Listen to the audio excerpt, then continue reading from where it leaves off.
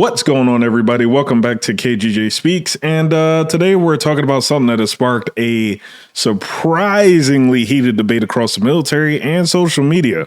If you want a beard, you can join Special Forces. If not, then shave. We don't have a military full of Nordic pagans. But unfortunately, we have had leaders who either refused to call BS and enforce standards, or leaders who felt like they were not allowed to enforce standards.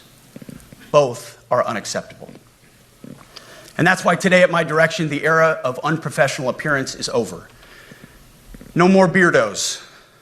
That's right. We're having the beard conversation today. Specifically, Secretary of Defense Pete Hegseth's recent actions to tighten enforcement of military grooming standards and take a closer look at shaving waivers. If you've been paying attention to the news lately, I think as of like yesterday, there were a bunch of articles that came out, and the rumor has it that his recent visit to a naval ship and seeing a few bearded sailors prompted him to essentially be like, what the fuck? What the fuck is this piece of shit? Now, if you're not in the military, this might sound like one of the smallest issues imaginable. This might even sound like a first world problem, right? Like, who cares if you have a beard or not? Well, the military cares, right? If you ever worn the uniform or you're currently serving, you know this conversation goes way beyond facial hair, though. It's a little bit deeper than that. You got standards, you got discipline, and you got readiness. And for some service members, you know, it's a legitimate medical and religious accommodation, right? So today I want to break down what's actually happening, why people are so divided over it, and then I'll give you my perspective as someone currently serving in the United States Air Force.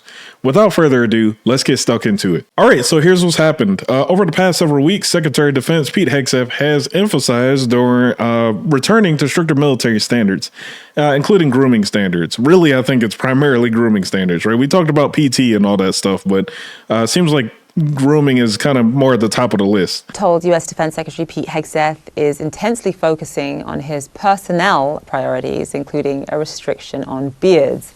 In June, Hegseth boarded a Navy ship and later questioned why multiple sailors were sporting beards.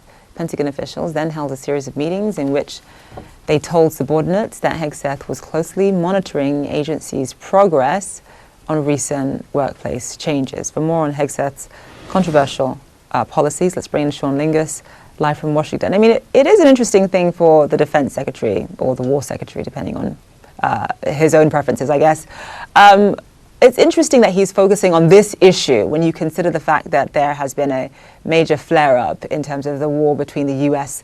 And Iran right now. Just talk us through why this is such a priority for the Secretary. Yeah, Zane, I think it's almost a visceral thing. He saw them, and it prompted this wide-ranging response: meetings, scoldings, requests for updates on who's listening to his policies. The Pentagon, of course, argues that you can walk and chew gum at the same time, but we thought it was an interesting window into his mindset right now. As you say, the U.S. and Iran are still very much, that ceasefire is very much in jeopardy. Part of that includes increased scrutiny of shaving waivers across services. And here's the thing, people. For years, service members have been able to receive shaving waivers for medical conditions like Pseudofolliculitis Barbae, better known as razor bumps, or for approved religious accommodations, right? You know, you have people of different faiths, pagans, Christians, Muslims, Sikhs, Vikings, whatever, right? People have been able to get religious accommodations once they proved they had a sincerely held belief. It was a whole process, right? But it's a thing you can do. Now, the Department of Defense has not eliminated these waivers. However, the expectation is that they get a closer review. And in some cases, service members may have to undergo treatment or periodic reevaluation depending on the service branch policy, right? So supporters argue that this reinforces professionalism and accountability, right? Critics argue it could create unnecessarily challenges to service members with legitimate medical conditions, which I definitely feel that side of it, and we'll talk about that in a minute. As with most issues, the reality is more nuanced than what you see in the headlines, right? You're dealing with real people. Here's why people are upset. let's talk about why this issue has become so controversial. One of the biggest concerns involves Pseudofolliculitis Barbae, or PFB for short. This condition is especially common amongst men, who have tightly curled facial hair. You really see this in African American males. I would say like a good majority, at least in the Air Force, that have shaving waivers are African American males. It's just our skin and our hair conditions. Well, for these specific folks that I mentioned, shaving causes painful razor bumps, inflammation, bleeding, infections, and even permanent scarring. I don't know how many of you know what a keloid is, but that shit is terrible. Okay. That's when you keep shaving over the damaged area. Over time, it's just going to get scarred and it becomes permanent. For those individuals, shaving isn't about convenience, okay? It's about a medical thing. You're protecting your face, right? It's a genuine problem. And then you have religious accommodations, right? Certain faith groups, like I mentioned earlier, they get approved accommodations to maintain beards as part of their religious practice.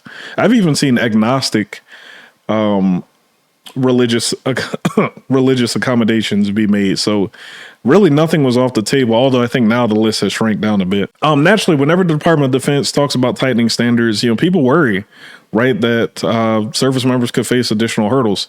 And those concerns should be a part of the conversation, right? Because they're very valid, very real. Now, here's why the standards matter. You look at the other side, one thing civilians don't always realize is that the military is built on standards, right? We don't have the same rules that normal people who are not in the military have, right? So there's a lot of rules that exist or don't exist because they're convenient, right? They exist because the military values consistency, discipline, and professionalism. That's always at the forefront. Whether it's how you wear a uniform, how your boots look, how they're bloused or laced, your haircut, how you salute, right? These standards create a disciplined force where everyone's held accountable, right? Creates uniformity. Supporters of stricter grooming policies argue that the appearance reflects discipline. Okay, which I could see that. If you have a disheveled appearance, one could argue that you don't have discipline, right? So there's that part of it.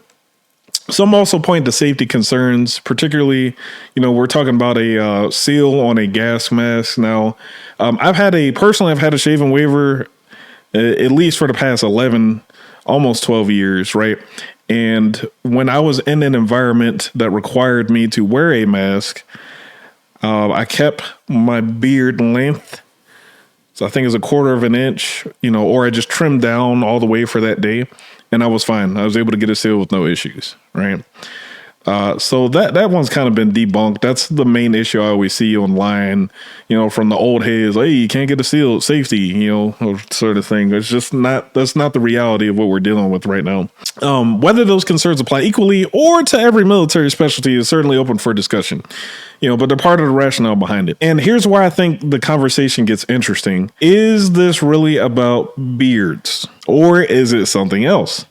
Is it about what we believe military readiness actually looks like? And that could be subjective, right? When people hear the word readiness, they're usually thinking about training, equipment, recruiting, retention, right? Preparing for future conflicts, things like that. So it's fair to ask, does spending leadership attention on beard policies meaningfully improve readiness? Okay, right. Does it really make a difference? He's right, Or are there larger things out there happening that deserve more attention? Those aren't necessarily easy questions, and, reasonable people can disagree. Feel free to, okay? But here's my perspective. As someone who is currently serving, I understand why standards exist. I have spent years, over a decade, living under military regulations, all right? I have shaved when I didn't feel like it. I have worn the uniform according to the standard. That is part of military service. At the same time, I also believe we should be careful not to treat every shaving waiver as though someone is simply trying to avoid the rules, because that's just not true. That is the main argument I see every single time. People consistently talk about the folks that got around the rules, right? And that's just, you can't get the profile without seeing a medical professional in the first place. At the end of it, at least have the conversation in earnest and treat, have respect for it. All right. For me personally, the challenge is finding balance, right? How do we maintain professionalism, discipline, and readiness while also taking care of the people who volunteer to serve, right? I have honorably served for over a decade, and I plan to do my other 10. I got about 8 left, essentially, before I can punch out, right? But it hasn't affected my performance whatsoever up to this point. So, I don't know. I don't think that's an unreasonable question to ask, in my opinion. Ultimately, I don't think the debate is really about facial hair. I think it boils down to the leadership and their priorities, right? You get a new regime in, they prioritize different things. And our current regime prioritizes appearance, fitness, the quote unquote readiness. All right. It's about what kind of military we want to build moving forward. And I'm interested to hear what you think about this. If you're currently serving or if you're a veteran, I would especially like to hear your perspective. Do stricter grooming standards strengthen the military? Right? Do you think the issue is receiving more attention than it deserves? Let's keep the conversation respectful down in the comments. If you enjoyed the video and want more conversations about military news, current events, and issues shaping the country, make sure you subscribe to KGJ Speaks. Thanks for watching, and I'll see you on the next one. And remember, when KGJ speaks, you listen. I'm out.